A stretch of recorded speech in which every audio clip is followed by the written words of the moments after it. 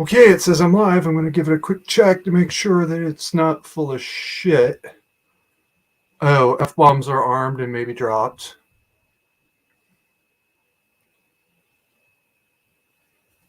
And make sure that sound is coming through. Okay, good. Everything's as perfect as it can get. Back to StreamYard. Okay. I screwed up. It was scheduled for 1800 and it's starting now. So I will work on that, guys. I'm sorry. What can I say? Um, it's actually started. It's supposed to start in about 5 more minutes. But hey, you know what? That's okay. It's better to start 5 minutes early so that people can wander on in than 10 minutes late. I think it was this morning. And yet it says I have a viewer. I'm going to assume that it's not me. First of all, why the day change? To be perfectly blunt, I was too tired to do it when I get home on Wednesday. I'm standing next to a 250 degree box for 8 hours a day. All right. That's a lot of stress. So I'm too tired. I have to take a nap. I have Thursdays off. I have them off because people in the past have always screwed up. So I just had to take Thursdays away from everybody and schedule everything else around that. Second of all, why the time change? It wasn't fair to the East Coast people, and there are a couple. Squatch is one. There's a couple other people that have come in and they're staying up 2100 to watch me. That's not fair.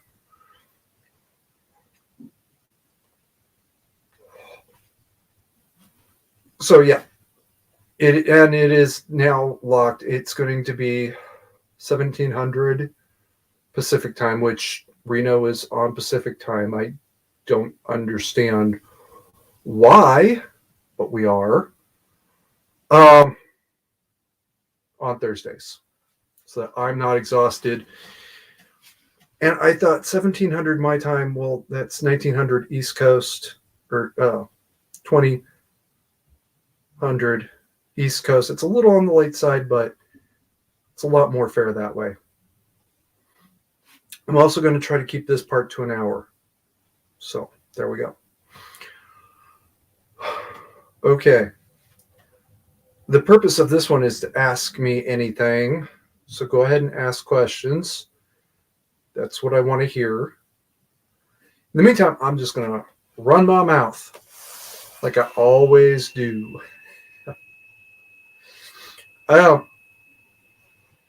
In case you haven't heard this 100,000 times already, we've been at war since 1979.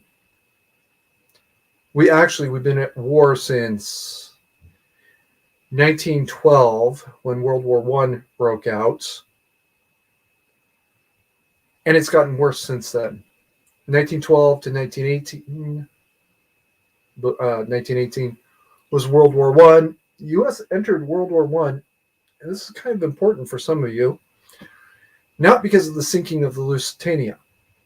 That just made the situation worse, but it was not the straw that broke the camel's back. We entered World War I because the German foreign minister, I forgot his name off the top of my head, wrote a cable to Mexico. Germany was seeing the writing on the wall. America's going to enter the war, and they're going to enter on the side of Britain and France. We have to do something to stop them from entering the war. So the German foreign minister made an offer to Mexico saying, if you declare war on the United States, we will support you. And you can reclaim your territories in what is now Texas, Arizona, New Mexico, California, parts of Nevada, Colorado, Montana. Montana, in particular, is a Spanish word for mountain. Uh, not Louisiana. I think part of Oklahoma and a couple other regions. Whether it's because they didn't get the message or they decided they didn't want anything to do with this, Mexico did not officially reply until after the U.S. found out about that cable from the British. The British had intercepted it, had broken the German code. They knew what the offer said. They turned to the Americans and said, here, Germany wants to declare war on you. And to our sort of credit, we did not immediately declare war on Germany. We turned to Germany and said, hey, is this real? Because it's not like the British wouldn't lie to us to try to get us to join the war on their side. They'd already lied to us a couple times. Not about that, but about the Lusitania and the cargo she was carrying and the forward cap stand, a couple other things. Germany said, yeah, it's our cable. We admit it. This was us. That's when we declared war on Germany and entered World War I. Now, the war we're fighting now is against a satanic regime. There, I've said it. It is a satanic regime that grew out of World War I, did not start World War I, it did not perpetuate World War I. One little German corporal messenger who fought in World War I comes out of the war. He's probably insane. But worse still is he's malicious. He's a really evil person. I've never heard anybody that I respect at least say otherwise. I've heard people, usually people I don't respect, say other things about him, but nobody's ever said he wasn't insane. Okay, this was the seed that became the satanic regime we are now facing. Hitler becomes the chancellor of Germany in 1934, 36, declares war on basically all of Europe. And he won his war for a while. But this was just the satanic regime's armed street thug stage towards becoming an eventual dictator. Everybody thinks Hitler was a dictator. Actually, they're right. But he was not a stable empire, and they knew this. They were absolutely clear in their heads. They understood this wasn't going to last forever. It wasn't going to last 1,000 years. It wasn't going to last 100 years. We'll be lucky if it lasts 10, and they're right. It didn't last 10.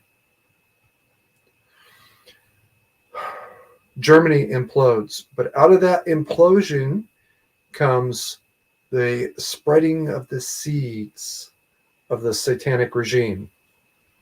Specifically, a particular Nazi, Otto Skorzeny, and a Arab, the self-titled, what was his title? Anyway, his name was, his surname was Al-Husseini. He was referred to as the Arab Fuhrer. I'm racking up those points with YouTube right now, aren't I?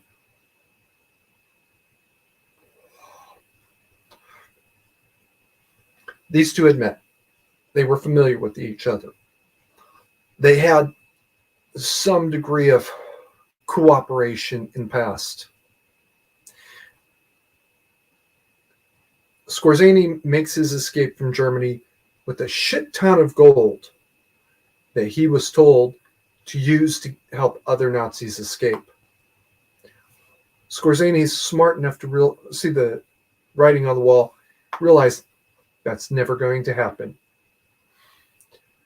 In the novel Dune, Paul had the potential opportunity to rescue Atreides, who had escaped from the Harkonnen assault and were trapped in caverns.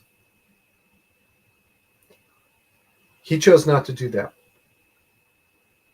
He chose to save himself and his mother and rebuild the empire, because pragmatically speaking, he couldn't rescue those Atreides.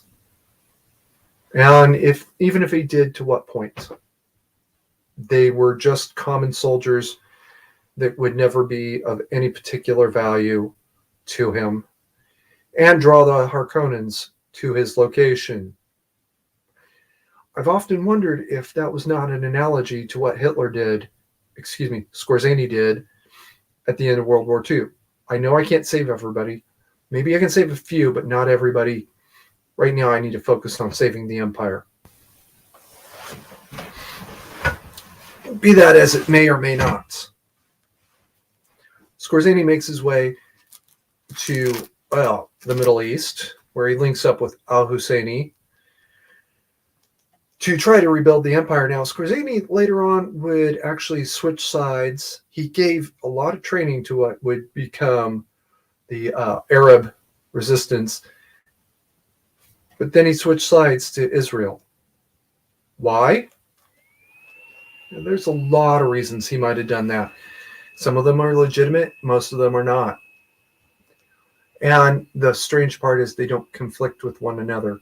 I think he was going there to spy on Israel under the pretext of a legitimate businessman. And I'm not the only one to have that opinion. Whether that's true or not, give me a second, people. Whether that's true or not, he ends up in Tel Aviv. I believe it was Tel Aviv at one point as the Paladin group.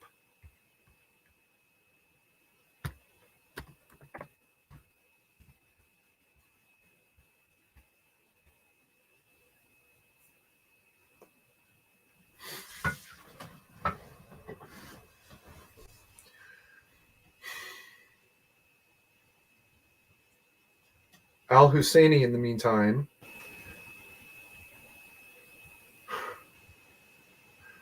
hey, Trapper. Al-Husseini, in the meantime, went to Iran. Oh, yes. It was he that trained the next generation. He trained them to become even worse than he ever could be. I've talked about the fact that I don't like people converting just because somebody else wants them to. If you ever followed me in one of Exiled's chats, there's somebody comes in and says, "You must convert to Christianity. Jesus is the way, the light, and the life." No, stop asking her to convert. The answer from me is no, and I then, when they do it the third time, I just start deleting their comments and putting them in timeout. Because any system can be corrupted. Behind me here, you see my Christian flag. That is my religion. But any system can be corrupted. And if you don't believe me, ask Martin Luther. That's how Protestants came to be. Catholic Church, the all-encompassing Christianity. That's what Catholic means. All, as in all Christian, had become thoroughly corrupt and completely, at the time, unfixably corrupt by the 16th century, 17th century, 16th century, really, 1500s.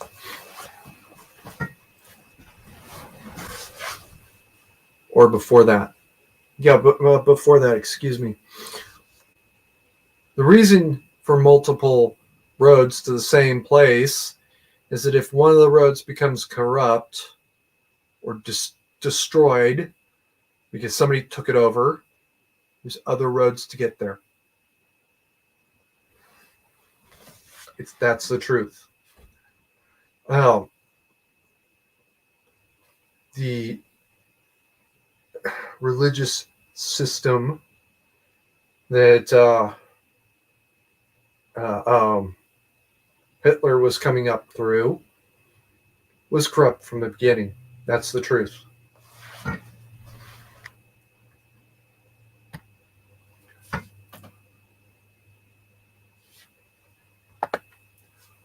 But the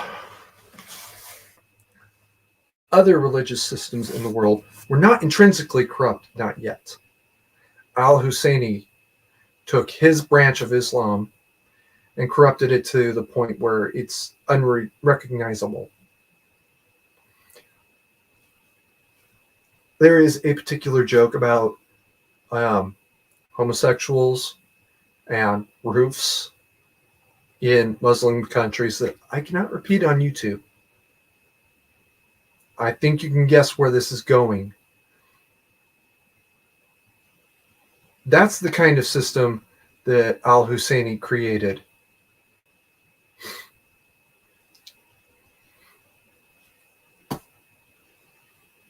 That road is so corrupted that it actually cannot be fixed now except with nuclear bombs. And that's the truth. It would have to be absolutely, totally destroyed. Paul, I'll tell you on Discord. I don't want to get the channel yeeted. At least not for this.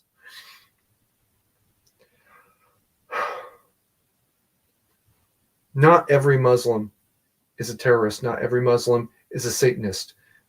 But those that follow the Iranian tradition are. I said that out loud. The Iranian tradition of, I think, Shia particularly, is a satanic cult. This war started in 1979 when the so-called Ayatollah Khomeini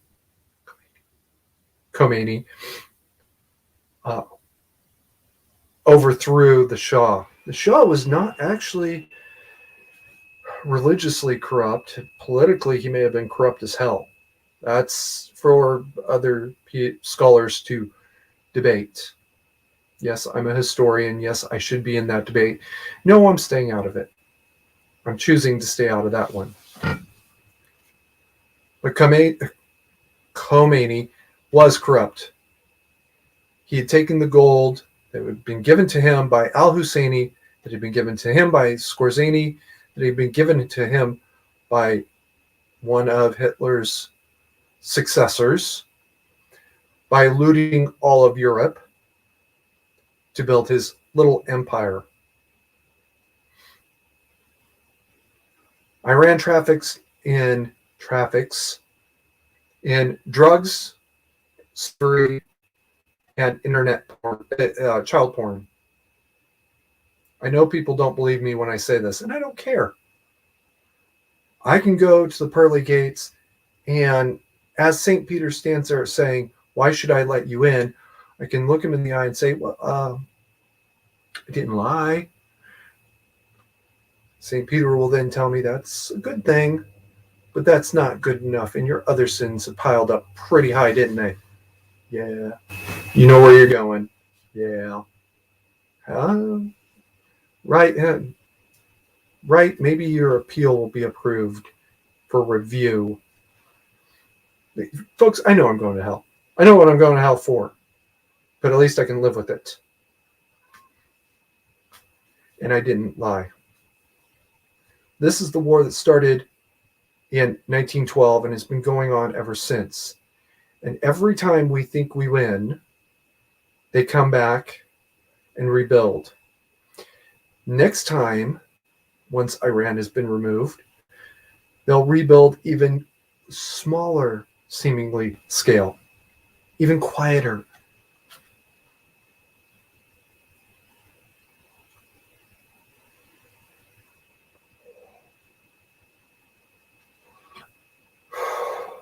Do not allow yourself to think this war will be over anytime soon. Not only is it not going to be over anytime soon, but it's going to get much worse before it gets better. All right. StreamYards is telling me I have 3 viewers. Chat is telling me I have 1. I don't know what YouTube is saying. So ask a question I can answer. Here's my prediction of how this current war will continue. Iran will never be able to take on the United States in a one-on-one military contest. A couple years ago, they built a mock-up of an American aircraft carrier and a sank her. Built it out of barges and sank her. Well, no, actually they didn't. They had to demolish her.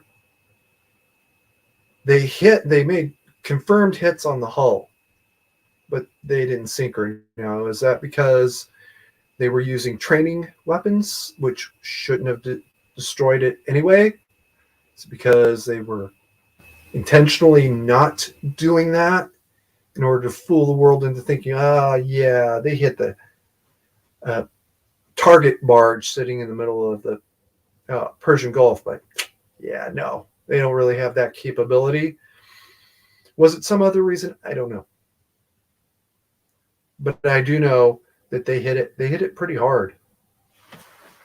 And it would have, under real world war conditions, have sunk. Okay, that's fine. The very next summer, they bombed Saudi Arabia pretending to be aiming at Americans. I say pretending to be aiming at Americans. They never actually intended to hit an American military installation.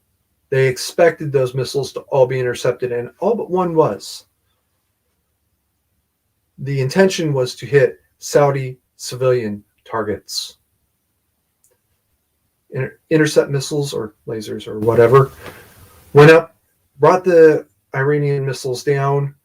Well, where are they going to fall? Well, the lesson of Desert Storm is that if you shoot a missile down in midair, it lands wherever the hell it goddamn well pleases.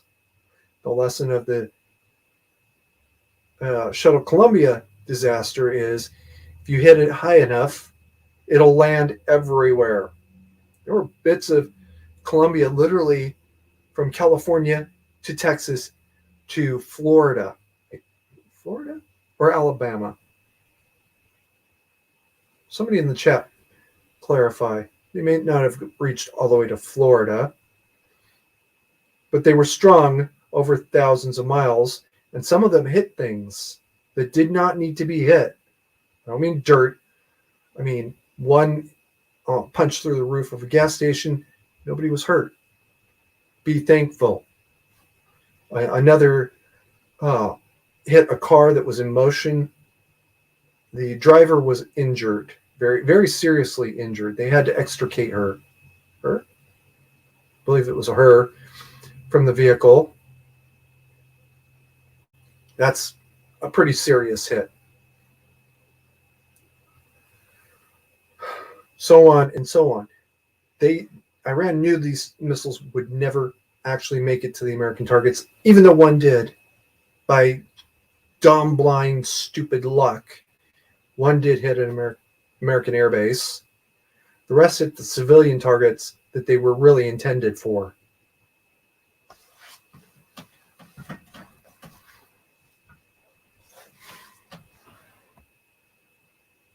Sorry, guys.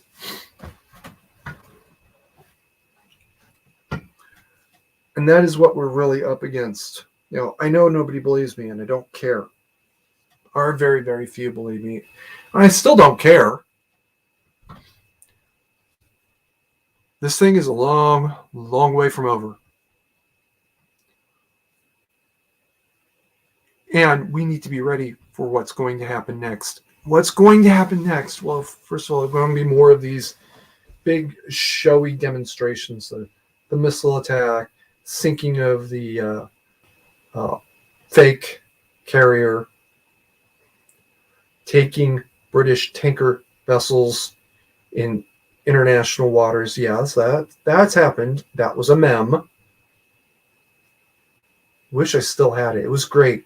It's a scene from some movie I can't remember. Or correction, I've never seen. But it was Adam Sandler and some chick. She's holding a sign on the door, and I think the original version sign says, "Can I pet your dog?" But in the mem version, it says Iran takes British tanker in Persian Gulf, and the woman's holding a sign. On her forehead is the words U.S. The sign says, "Do you want me to kill them?" And Adam, with the sign UK over his forehead, calm down. Calm down. The only people worse for starting fights than America, brazenly starting fights in modern history, we don't care. Americans as a general don't care about starting wars as long as we think we're justified by some reason.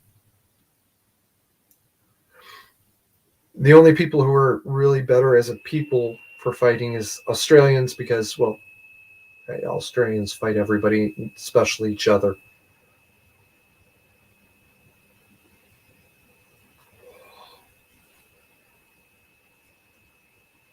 As opposed to Canadians who don't start shit with anybody. But then somebody starts shit with them, and that's a big mistake. 200 years of pent up want to fight everybody and be nice to everybody gets unleashed all at once. That's Canadians.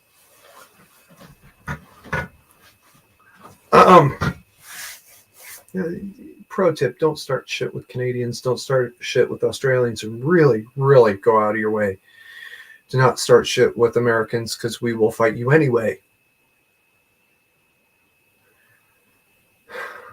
At least the other two will hold back and ask themselves if this is really a fight worth fighting. Americans don't do that. We don't have that part in our brain that works. That part of our brain doesn't work.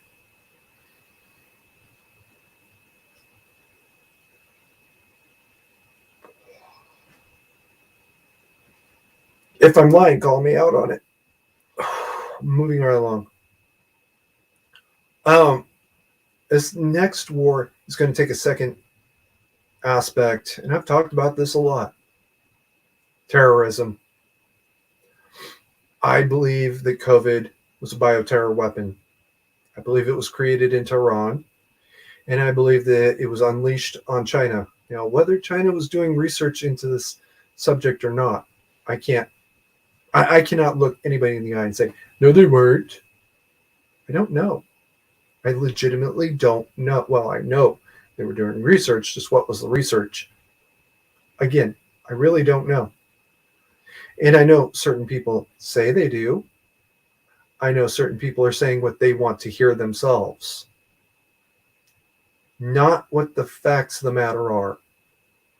They're taking whatever evidence they can find and saying, yep, see, this proves it.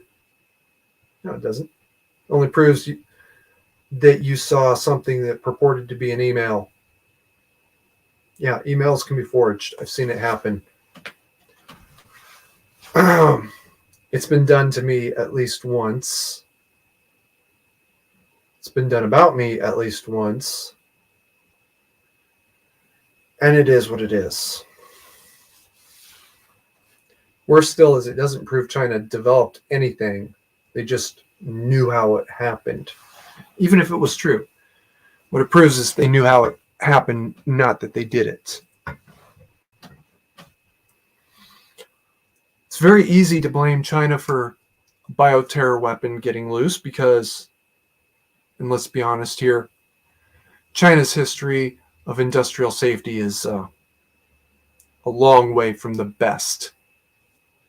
They had an explosion that was so bad it was seen in orbits because they weren't maintaining industrial safety standards equivalent to most third world countries. All right, that happened. Whether I want to believe it or not, that happened.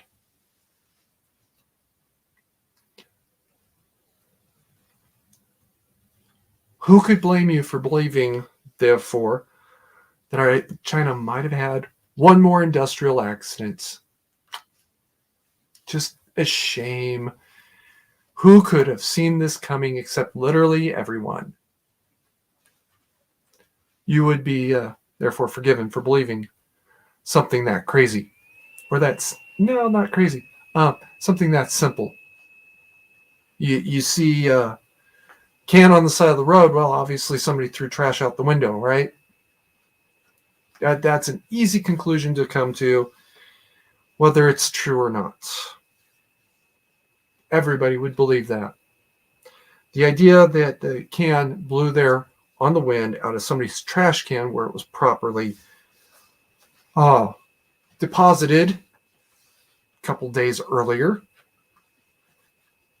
would be a little harder to believe because, well, there it is right there on the side of the road. Oh, hey, Runner is here. Good. I was just talking shit about Aussies behind your back. Ask Trapper.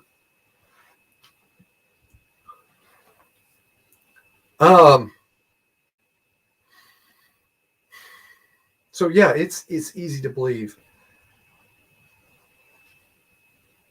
that China could have had one more industrial accident. Damn shame. Maybe they should adopt, some basic standards.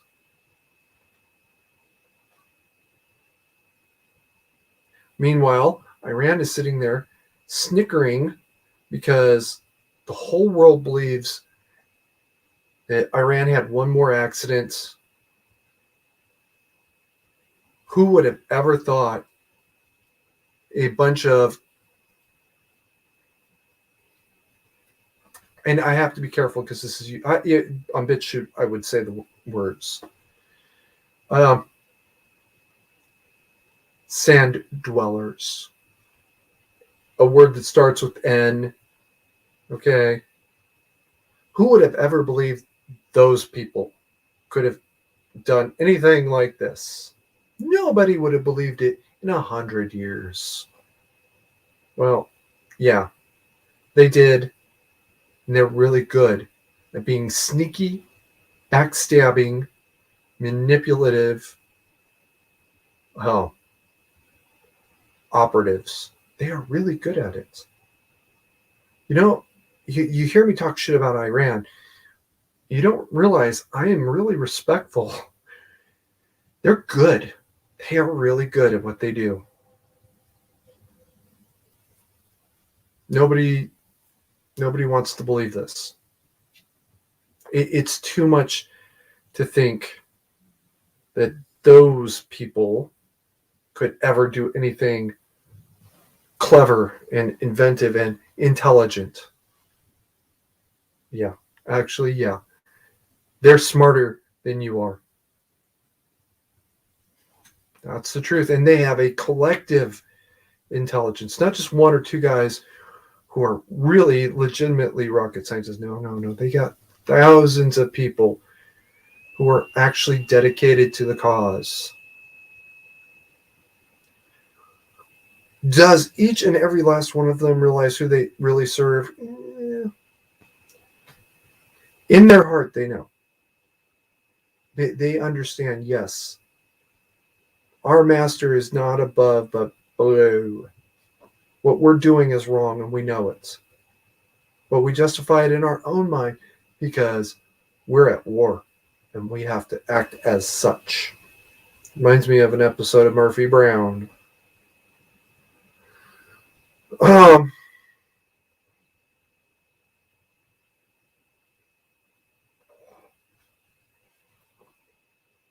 Flag on the play. If you do not believe in God and Satan, that's fine. It legitimately is. And I'm not going to go into that. You're wrong. Because what if God doesn't exist?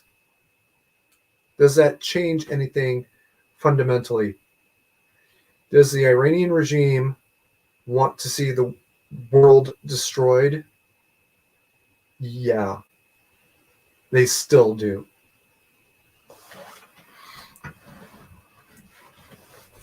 I believe that COVID was intended to accomplish this goal and it failed for a couple of reasons. One of them being that maybe it wasn't as effective as they had hoped. For those of you that remember the Ebola scare from 2012, 2012 or 13, we were all afraid Ebola was going to break loose. Now, Ebola is legitimate, like holy shit thing. It is so powerful that it will melt the subject's body down. The problem is it's so fast that you can't use it. You go from not infected to melted down in a week.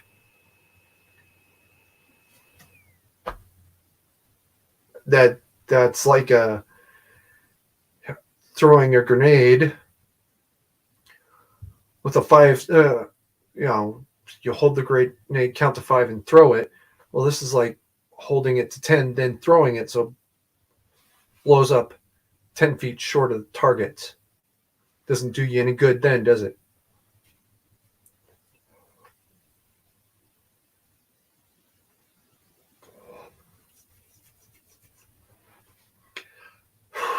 Corona had the potential to linger and then spread quickly. It didn't spread quickly enough. And it was not fatal enough. At the end of the day, it simply was not fatal enough. It was like putting a cherry bomb into a milk can or soup can and then throwing that. Yeah, pretty impressive. Pretty scary. It'll wake your ass up, but just wasn't powerful enough to do the kind of damage needed. Trapper, Runner, I know you two are in here, so ask a question. Because we're at the halfway mark, and I still haven't been asked a single question yet. Right now, I'm still in the rambling phase.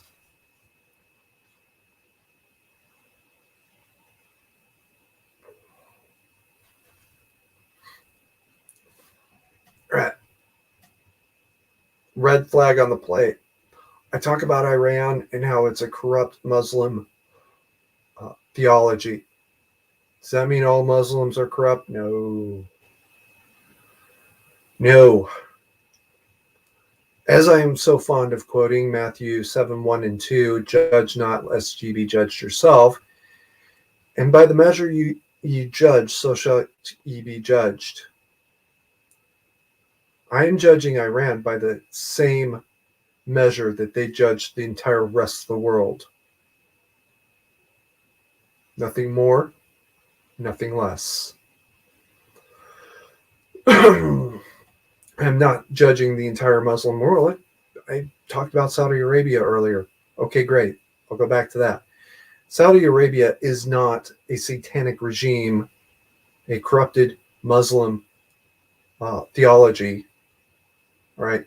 I may not agree with them and I may not like everything they do, but they're not a satanic regime. Saying otherwise would be at best, very disingenuous.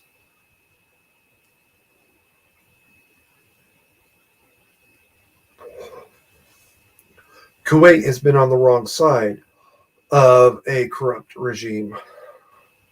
So they're probably not going to head down that road ever.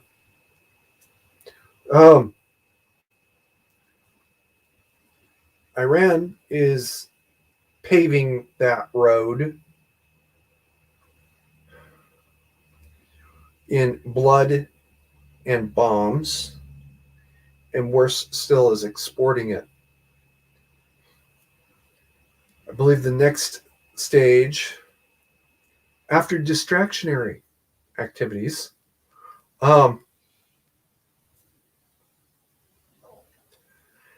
Runner, I saw that. I'll get back to you in a second. After the distractionary activities, bombing Saudi Arabia again, or sinking an American military ship in the Persian Gulf, or something of that nature. They'll be exporting terrorism like it's candy. They will literally be paying for it to leave the country. They're already doing it in parts of South America. They're exporting their corrupt Islamic ideology to try to convert the countries down there. That is going on as we speak. It's an episode of Law and Order Criminal Intent where they talk about it. So don't tell me that's not happening. All right. Runner who asks, have you heard about the new Chinese rifle? No. This is the first I've heard. So I'm going to go out there a little bit and say that it's probably a new class of, a new type of assault rifle. And yeah, I'm not surprised. AK-47 is getting a little long in the tooth. The AK-74 is getting a little long in the tooth. But to be perfectly blunt, the M16 is getting a little long in the tooth too. They still have a lot of time left before they become flatly obsolete.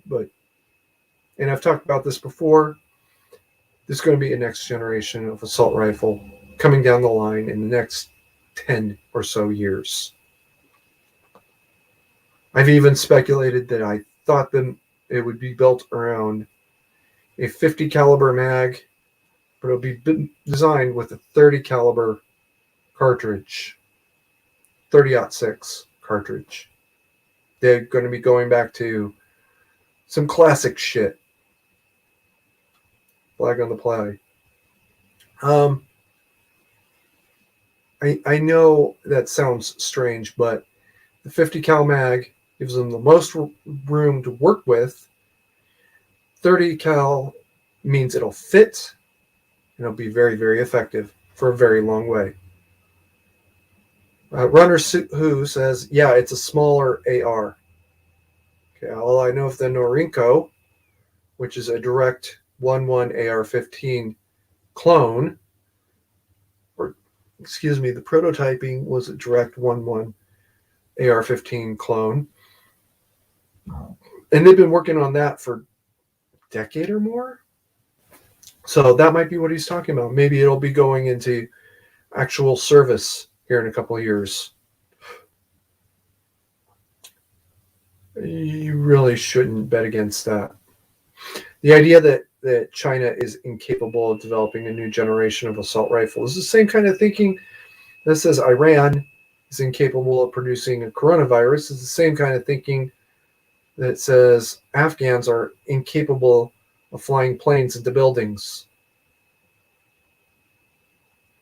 One of these days, I'm going to get Fixed Bayonets in here and let her tell that version of the story. And coming from her, it has a much bigger impact than it does on me, than coming from me.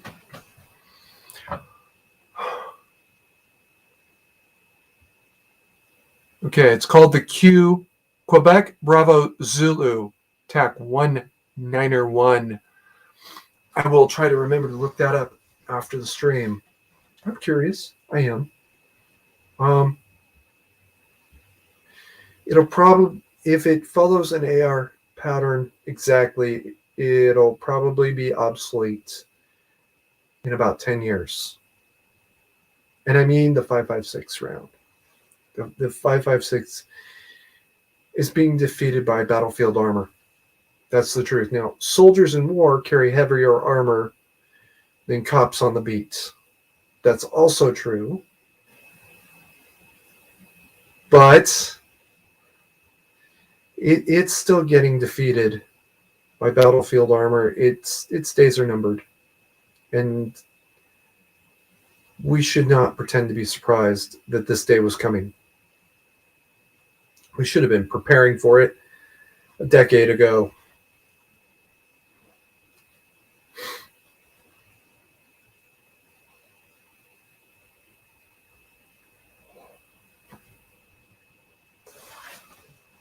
All right, we got about 20 minutes left because I only get 10 hours a month.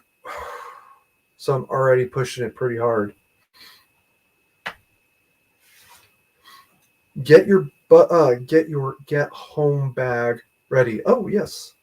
Get your get home bag ready. I know people talk about bug out bags. That's one kind of thing. They talk about fallback or bug out locations or whatever you want to call them. That's a completely different type of thing. Runner here has heard me talk about possible fallback locations that I was working on. Not anymore, but anyway. Get home bag and a bug out bag are almost completely different. Because I wanted to address certain issues that came up in the discussion of bug out bags, my get home bag is actually more like what a bug out bag should be, with one critical flaw. I can only go maybe a week on this. Maybe a couple days, actually. Because you cannot carry enough food and water to bug out effectively on foot. That's a reality. You can, however, carry enough food, water, and other supplies to make it overnight. A very, very cold and unpleasant night, but overnight. You can also carry enough food and water to just get home, lock your doors, and prepare to move out the next day, hopefully.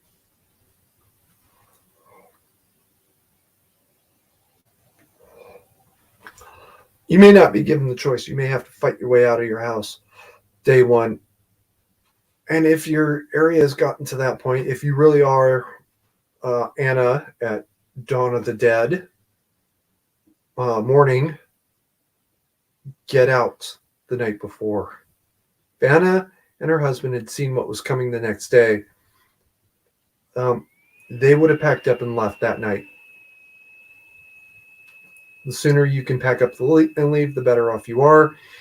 And if you can leave before the crisis starts, so much the better. But you got to get home to bug out first. A bug out bag is also much heavier than an everyday carry. I got my everyday carry down to the point where I can basically carry it all in the holster. I use a fanny pack. It's a fanny pack built specifically for my gun, but it is just a fanny pack. And it just works. It is awesome. It is. Those of you that know, yeah, you know what I'm talking about.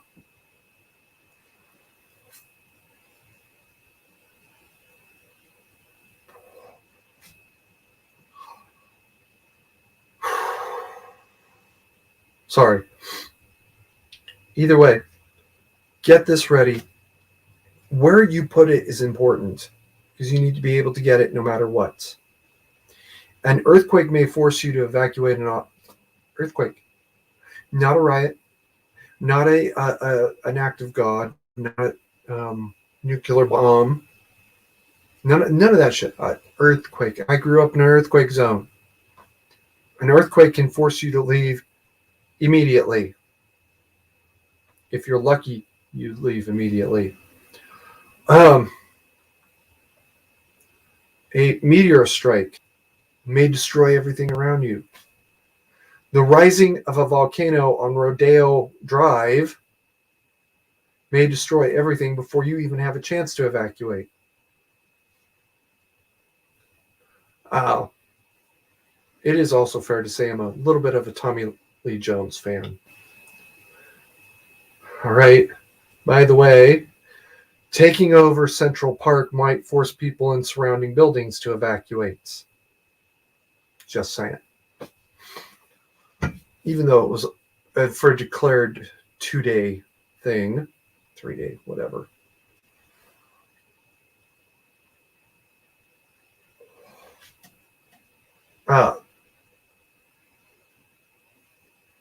Not really peaceful protest, but it was a protest that was not intended to end in violence. Just stay out of the park until Veterans Day, and nothing's going to happen. And he said he'd surrender, and what did he do? He surrendered. Get your get-home bag ready. Have it ready for when you have to leave, because that day is coming. It's coming a lot sooner than you think, and it's going to be that bad. You may not even have a chance to properly evacuate. You might just have to run like hell. Steal a truck and go. By the way, nobody hides their keys on the driver's side visor. Okay, I don't care if you saw that in Independence Day. They don't do that.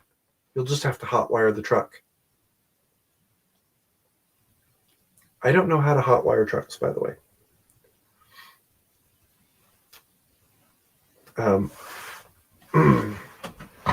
Stand by, guys.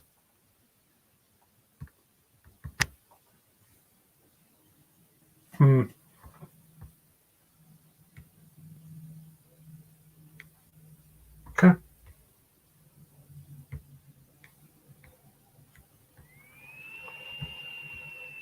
Actually, I'm going to show that.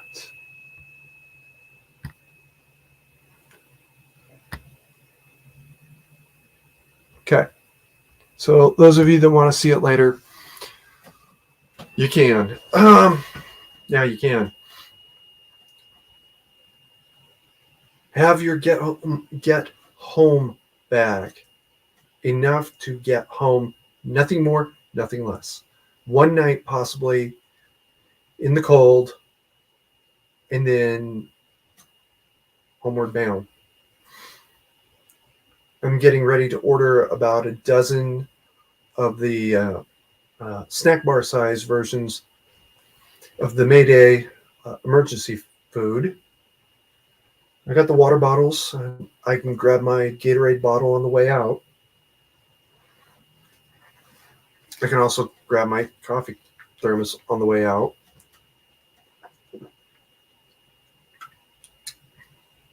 I'm not sophisticated. I'm barely legally a human. Well, I'm allegedly human, more to the point.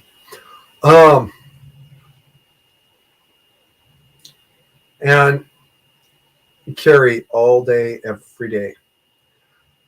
Okay, the only two people in the chat are Trapper Paul and Runner Who. Both of them are Aussies.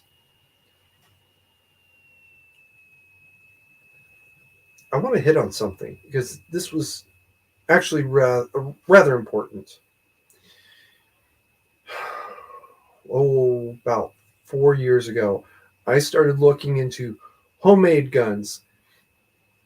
The Truth About Firearms blog, Truth About Guns blog, had a story about Brazilian homemade machine guns. Flag on the play. Because it would predate the law, they'd get away with it. But, those are assault weapons. Actual assault weapons. Most of them are Mac 10 or 11 derivative, 45 or 9 millimeter submachine pistols. And when I said submachine pistols, I mean automatic only. 90% of them are automatic only, no stock, barely a barrel. You know, is a 7-in-1 twist or a 9-in-1 twist. No, it's like 3.5 or 4.5 and 1/2 twist because the barrels are that short. It doesn't actually get a whole twist, it gets a half twist. Either way, they're highly effective, and most of the ones that they showed look like they were made out of scrap metal or total trash, as a certain individual described his own. Well, that's an anomaly created by a major drug industry, right? So lo and behold, I find on another website that Australian biker gangs, or bikies, as Aussies call them, were making Tech 9s. And these were very, very nice Tech 9s. And they were also automatic only. The last time I ever heard of black market guns that looked that good was a case out of New Jersey where the mafia built their own Uzi factory. It started, the investigation that led to that factory being busted actually started as a labor dispute. Why are they working people at the factory who aren't the established employees? We're being cheated out of work time. We want compensation. Oh, okay, we'll go down there and check it out. Hey, there's people working here, and yet the factory says it's producing nothing. It's a car parts plant. It's not producing car parts, but people are down there working 24 hours a day, 7 days a week. What's going on here? That led to the FBI, I think it was the FBI, to start the investigation, and ATF to join them when the FBI figured out what was really going on. They're making Uzis in there. Excuse me.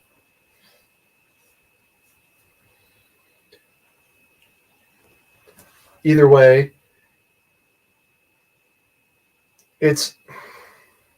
I'm sorry guys, this is fixed. I better figure it out. Oh. Actually, that was something else. My bad. It's important, but it has to wait. If a third-rate meth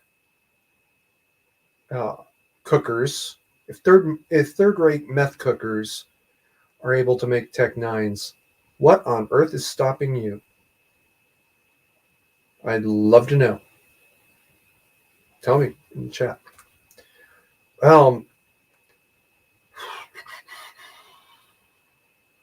The Idahoan show made a homemade barrel out of a bolt, a drill press, piece of paper, and a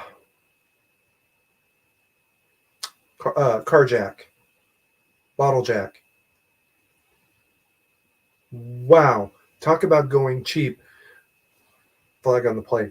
Tim did it that way deliberately because it was the cheapest, ugliest way possible to do it. He didn't use a lathe, like Brent did. He didn't use a full-length hydraulic ram like Brent did. He didn't use a whole lot of other things that would have made a superior quality item, product, barrel. He did only what he absolutely had to make it work. And it works. My God, does it work. Alan made a Mac 10 45 caliber Let's Party. out of a ram set for a barrel. That was the technologically advanced part. What's stopping anybody else from doing the exact same thing? Only better. You got a few $1,000,000 to invest because you're a terrorist, satanic terrorist regime. Hell, you could build that Mac 10 factory to absolutely superior quality. Who needs to smuggle them from China when you can make them yourself better and cheaper than what you could have smuggled in? Oh, excuse me. Who needs a full-on factory if you're only going to produce a couple hundred? You could build a auto body and repair shop, and the only thing that would tip anybody off is the fact that there's an old backhoe out back that looks like it's been taken care of, but everybody says it doesn't run. Wait a minute, you're taking care of it, but it doesn't run? Does that make sense? Well, yeah, we're trying to rebuild it. Oh, okay. That would be a plausible explanation. And in the meantime, you're building station wagons and sports cars out of vehicles that came from a junkyard, were declared total wrecks. Well, we can rebuild it, sell it for $200, buy it for 10, drop 50 in it, sell it for 200, 300, whatever. Especially if you're actually doing the thing. You buy an old Ford station wagon, rebuild it. We dropped $100 into buying it, a couple $100 in parts,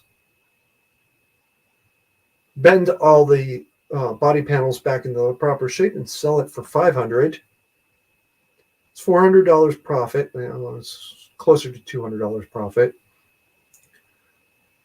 And that's perfect cover, isn't it? You know how many stolen car operations operate that way? Car theft rings operate that way? Literally all of them. The only thing they do is they take the junked out car, take the VIN off of that, put it onto the stolen car. And now the stolen car is VIN'd as one that had been wrecked out. Well, we put $400 into rebuilding it, so now we're selling it for $500.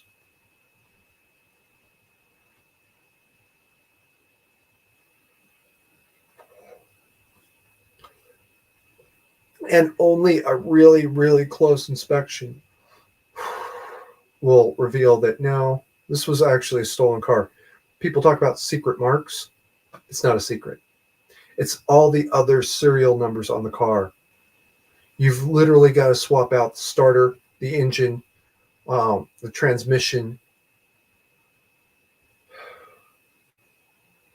like 3 or 4 other parts. And that's a lot of work just to clean a dirty car. It's not worth it. Most people aren't even going to notice. Hell, the cops don't even notice, usually for a year or more. They'll only notice if there's a reason to go looking at it or looking at the dealer. And by the way, this is not a new thing. First time I ever heard about this idea was a novel series called Cops by W.E.B. Griffin. He was writing in the 1970s. It's a very, very old tactic. Been around much longer than I've been alive, at least. All right, we're coming up on an hour. I'm not getting a whole lot of questions, just Runner Who. So thank you, Runner, for at least throwing me something. I will look into this Quebec Bravo Zulu TAC 191. And I might be asking you more questions later on Discord. All right.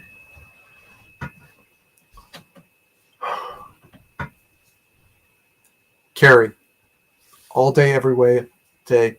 Build your get home bag and get ready because 9017 is coming. Whether you believe it or not, I don't care. I really, really don't. I don't care if you think I'm crazy. Partially because we all know I am anyway. So I'm okay with it. I do care if you call me a liar, but that's a separate issue. Prove I'm a liar, and then we'll go. Until then, build that get home bag. Remember 9017 is coming. And keep calm and mandatory carry on.